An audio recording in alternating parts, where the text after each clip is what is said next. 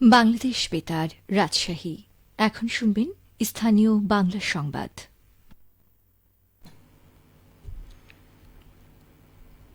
আসসালামু আলাইকুম। আজ বুধবার 6 ভাদ্র 15 সফর 21 আগস্ট। বাংলাদেশ বেতার রাজশাহী। স্থানীয় সংবাদ পড়ছি মাহমুদ শওকত। অন্তর্বর্তী সরকারের প্রধান উপদেষ্টা নোবেল বিজয়ী অর্থনীতিবিদ ড মোহাম্মদ ইউনুস বলেছেন, তার সরকার উত্তরাধিকার সূত্রে একটি ভঙ্গুর অর্থনীতি পেয়েছে। তিনি বলেন, গুরুত্বপূর্ণ সংস্কারের মাধ্যমে শীঘ্রই পরিস্থিতির উন্নতি ঘটানো হবে। ইন্টারন্যাশনাল চেম্বার অব কমার্স বাংলাদেশের সভাপতি মাহবুবুর রহমানের নেতৃত্বে একটি ব্যবসায়ী প্রতিনিধি দল গতকাল রাষ্ট্রীয় অতিথি ভবন যমুনায় সাক্ষাৎ করতে এলে তিনি এসব কথা বলেন। ব্যবসায়ী প্রতিনিধি দল প্রধান উপদেষ্টাকে অন্তর্বর্তীকালীন সরকারের নেতৃত্ব গ্রহণ করায় অভিনন্দন জানিয়েছেন। এ সময় প্রধান উপদেষ্টা বলেন, যদি বাংলাদেশ একটি জাতি হিসেবে সম্মিলিতভাবে এই বিশৃঙ্খলা কাটিয়ে উঠতে পারে, তাহলে বিশ্বের দৃষ্টি বাংলাদেশের দিকে থাকবে। আন্তর্জাতিক সম্প্রদায় অনুপ্রেরণা নিতে চাইবে এবং বাংলাদেশের সাথে আরও বেশি ব্যবসা করতে চাইবে। শান্তিতে নোবেল বিজয়ী অর্থনীতিবিদকে আইসিসিবি নেতৃবৃন্দ দ্রুততার সঙ্গে প্রয়োজনীয় সংস্কার এবং অর্থনীতিতে স্থিতিশীলতা ফিরিয়ে আনার আহ্বান জানান। ছাত্রদের নেতৃত্বে জুলাই ও আগস্ট মাসে স্বৈরাচার বিরোধী বিপ্লবে অংশগ্রহণকারী নিহত ও আহত পরিবারের সদস্যদের দেখভালের জন্য সরকার একটি ফাউন্ডেশন গঠনের সিদ্ধান্ত নিয়েছে।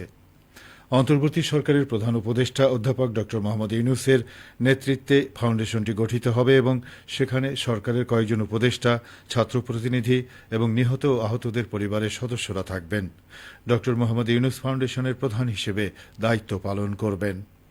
অন্তর্বর্তী সরকারের প্রধান উপদেষ্টা ড মোহাম্মদ ইউনুস বলেন, স্বৈরশাসনের বিরুদ্ধে আন্দোলনে অংশগ্রহণকারী ছাত্র জনতা যারা তাদের জীবন উৎসর্গ করেছেন এবং গুরুতর আহত হয়েছেন, তাদের আত্মত্যাগকে কখনো ভুলতে পারা যাবে না। সরকার প্রধান বলেন, তাদের পাশে দাঁড়ানো কর্তব্য এবং জাতীয় দায়িত্ব। আহত ও নিহতদের পরিবারের সদস্যদের দেখভালের জন্য যা যা প্রয়োজন তার সবকিছুই করা হবে। তিনি জানান, আহতদের চিকিৎসা এবং আহত ও নিহতদের পরিবারের জন্য যা প্রয়োজন ইতোমধ্যে তার ব্যবস্থা নেওয়া হয়েছে। তাদের দেখভালের জন্য একটি সুনির্দিষ্ট সরকারি বিভাগ এবং কর্মকর্তাদের দায়িত্ব দেওয়া হবে বলে তিনি উল্লেখ করেন।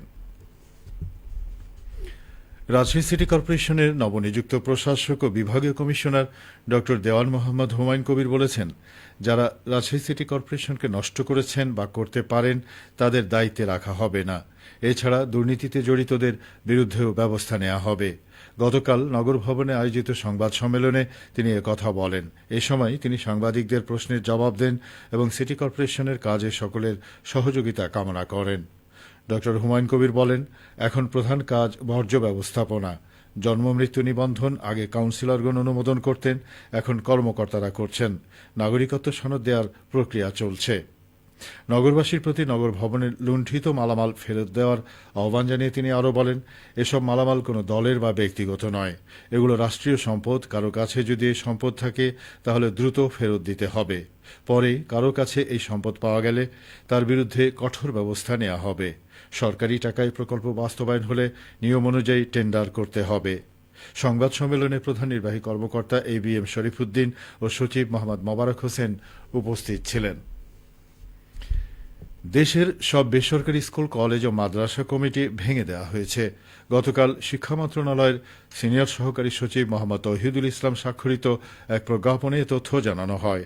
এতে বলা হয়, বিদ্যমান পরিস্থিতিতে বেসরকারি শিক্ষা প্রতিষ্ঠানের গভর্নিং বডি ও ম্যানেজিং কমিটির সভাপতি পদে জেলা পর্যায়ে জেলা প্রশাসক অথবা তার মনোনীত প্রতিনিধি, মহানগর এলাকায় বিভাগীয় কমিশনার বা তার মনোনীত প্রতিনিধি ও উপজেলা পর্যায়ে উপজেলা নির্বাহী কর্মকর্তাকে সভাপতির দায়িত্ব প্রদান করা হল। পুনরাদেশ না দেওয়া পর্যন্ত তারা দায়িত্ব পালন করবেন বলেও প্রজ্ঞাপনে উল্লেখ করা হয়। রাজশাহী মেট্রোপলিটন পুলিশের চন্দ্রিমা থানা থেকে লুণ্ঠিত 2টি আগ্নেয়াস্ত্র ও 5 রাউন্ড গুলি উদ্ধারের পর পুলিশে হস্তান্তর করা হয়েছে। গতকাল বর্ডার গার্ড বাংলাদেশ BGB 1 ব্যাটালিয়নের সহকারী পরিচালক নজরুল ইসলাম এই অস্ত্র পুলিশে হস্তান্তর করেন। বিজিবির সহকারী পরিচালক জানান, গত 5ই আগস্ট রাতে চন্দ্রিমা থানায় হামলা চালিয়ে অস্ত্র গুলি লুট করেছিল দুর্বৃত্তরা। পরে বাংলাদেশ রেড ক্রিসেন্ট সোসাইটির সিটি ইউনিটের সদস্যরা এগুলো উদ্ধার করে বিজিবির কাছে হস্তান্তর করেন। সেগুলো পুলিশের হাতে বুঝিয়ে দেওয়া হয়। নগরীর চন্দ্রিমা থানার অফিসার ইনচার্জ জানান, লুণ্ঠিত একটি চাইনিজ রাইফেল ও একটি শটগান এবং 5 রাউন্ড শটগানের গুলি বিজিবি হস্তান্তর করেছে। এ সময় বিজিবি, সেনাবাহিনী ও পুলিশ কর্মকর্তারা উপস্থিত ছিলেন। অ্যাপেক্স ক্লাব অফ নাটোরের উদ্যোগে নাটোরে বৃক্ষরোপণ কর্মসূচি শুরু হয়েছে। গতকাল নাটোর সদর উপজেলার দারুস সালাম মাদ্রাসা প্রাঙ্গণে কর্মসূচির উদ্বোধন করেন অ্যাপেক্স জেলার ৯-এর গভর্নর ডাক্তার শফিকুল ইসলাম। এ সময় ক্লাব নেতৃবৃন্দ উপস্থিত ছিলেন। অ্যাপেক্স ক্লাব অফ নাটোরের সাধারণ সম্পাদক আব্দুল মতিন সাজু জানান, কর্মসূচির আওতায় বিভিন্ন প্রতিষ্ঠানে দেশীয় ফলের গাছ রোপণ করা হচ্ছে। সবশেষে আবহাওয়া। আজ সকাল ৬টায় রাজশাহীতে তাপমাত্রা ছিল ২৬.২ ডিগ্রি সেলসিয়াস।